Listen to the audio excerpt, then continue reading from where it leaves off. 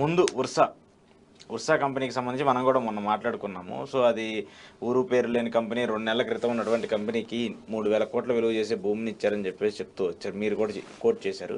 అయితే ఇప్పుడు తాజాగా ఏంటంటే అది కేశినేని చిన్ని గారి కంపెనీ అంటూ కూడా వాళ్ళన్న కేశినేని నాని సంచలన వ్యాఖ్యలు చేస్తూ వచ్చారు. ఏంటి నిజంగానే అలాంటి ప్రతిపాదన ఉంటుందా, లేదంటే రాజకీయాల కోసం ఒకరినొకరు విమర్శించుకుంటున్నారా? ప్రస్తుతానికి అయితే ఉర్సా ఒప్పందాలను రద్దు చేసినట్టుగా ఒక వార్త నడుస్తుంది. ప్రభుత్వం నిర్ణయం వెనక్కి తీసుకుందని. కానీ ఇది ఒక చాలా హ్యూజ్ డిబేట్ నడుస్తుంది మార్కెట్లో. ఈవెన్ నేషనల్ మీడియా కూడా దుమ్మెత్తి పోస్తుంది.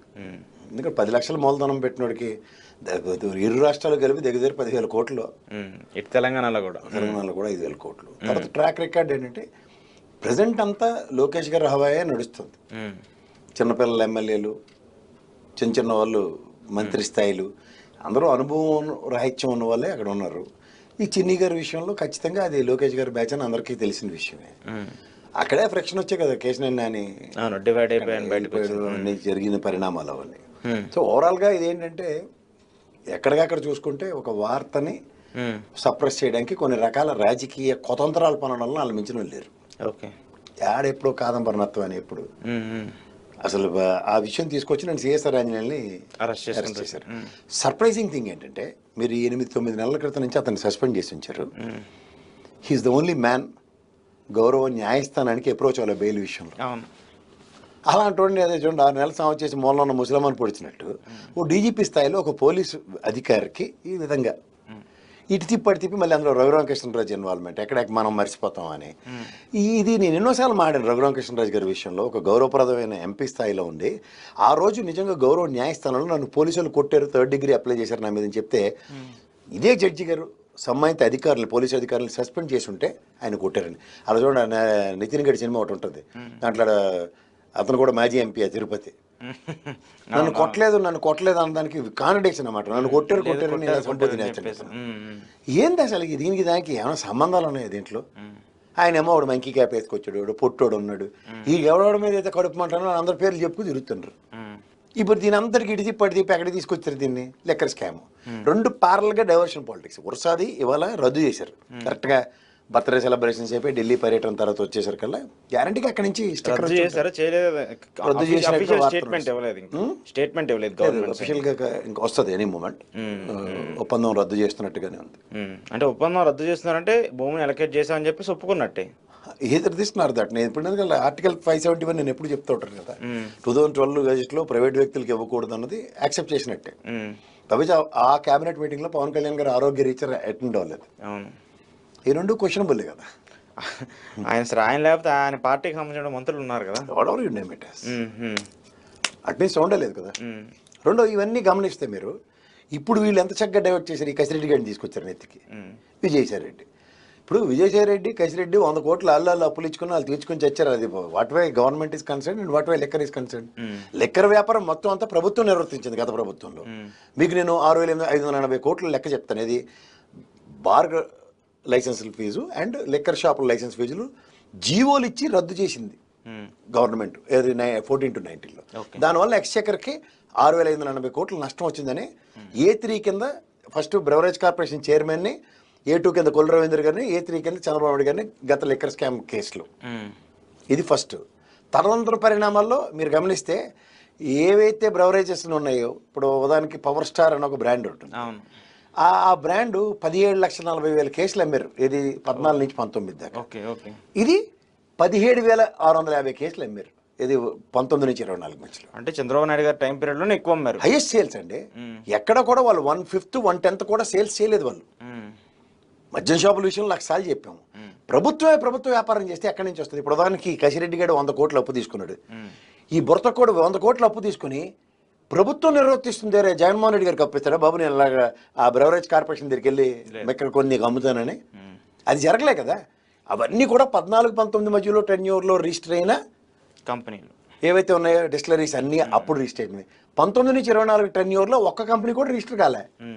ఎక్కడి నుంచి వ్యాపారం జరిగిపోతుంది? ఆ పాత కంపెనీలకి. కొన్ని ఏదైతే వీళ్ళు డిస్టిలరీస్ని ఐడెంటిఫై చేసి చెప్తున్నారో, ఉదాహరణకి పవర్ స్టార్ అన్నది ఏదైతే 19 నుంచి 24 టెన్యూరు, 14 నుంచి 19 టెన్యూర్లో ఎవరెవరు కార్పొరేషన్స్లో ఎంతెంత సేల్స్ జరిగాయో చిట్టా ఉంది. ఏ ప్రోడక్ట్ అయినా వాళ్ళు చెప్పిన పవర్ స్టార్, ట్రిపుల్ ఎక్స్, అది ఇంకోటి ఏవో చెప్పారు.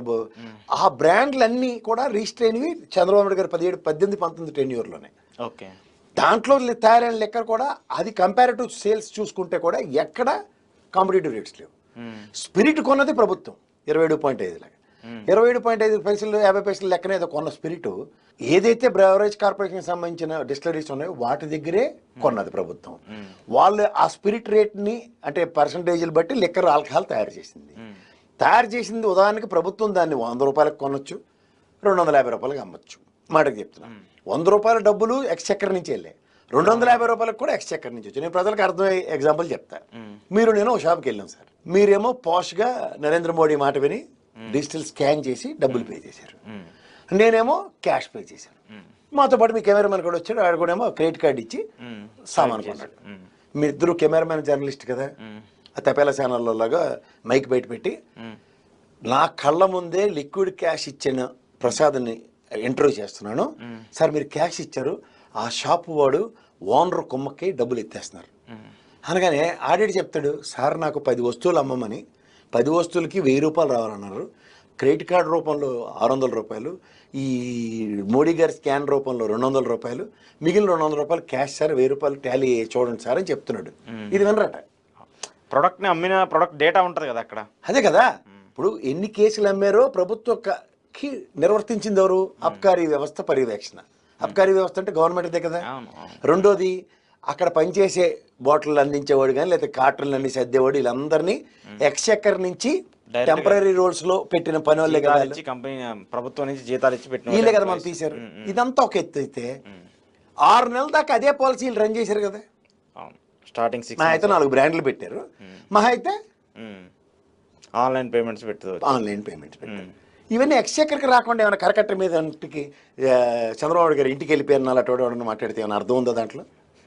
ఇప్పుడు అట్లీస్ట్ ఎంత లేదనుకున్నా స్టార్టింగ్ 6 monthsలో ఒక 1000 కోట్ల వరకు అన్న బిజినెస్ జరిగి ఉంటుంది కదా. అదే ఆ 1000 కోట్ల బిజినెస్ అయినా క్యాష్ రూపంలో కొంతైనా వచ్చి ఉంటుంది కదా. ఉంటుంది డెఫినెట్గా. దానికి లెక్క ఎవరికి చెప్పాలి? నాకు చెప్పాలా, అబ్కారీ వ్యవస్థకి చెప్పాలా?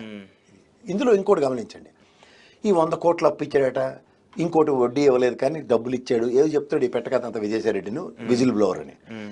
ఇందులో ఢిల్లీ లిక్కర్ స్కామ్లో అరెస్ట్ అయింది వాడు విజయసాయిరెడ్డి అల్లుడే కదా, సత్యనారాయణ. విజయసాయిరెడ్డి అల్లుడికి 100 కోట్లు ఎక్కడి నుంచి తీసుకొచ్చారు? ఆయన కంపెనీ నుంచే తీసుకొచ్చారు.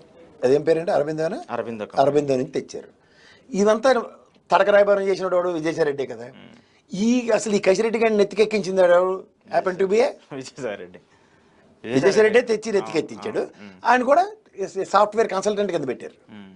సాఫ్ట్వేర్ కన్సల్టెంట్కి ఈ లెక్కర్ వ్యాపారంతో ఏడు సంబంధం? మహా అయితే ఢిల్లీ లెక్కర్ వ్యాపారంతో సంబంధం. ఈ విజిల్ బ్లోవర్గా ఢిల్లీ వాళ్ళకి ఏమైనా క్లూ ఇస్తున్నావా? ఇక్కడ ప్రొఫెషనల్ ఎథిక్స్ ఉంటాయి. ఓ డాక్టర్ వాడు, చార్ట్ అకౌంట్ వాడు క్లయింట్ డీటెయిల్స్ వాడికి చెప్పరు, ఎవరో ఏంటనేది చెప్పరంటారా? ఎవరో ఏంటో ఎందుకు ఏంటో ఎలా జరిగిందో తెలియక చెప్పరు నాకు తెలిసి.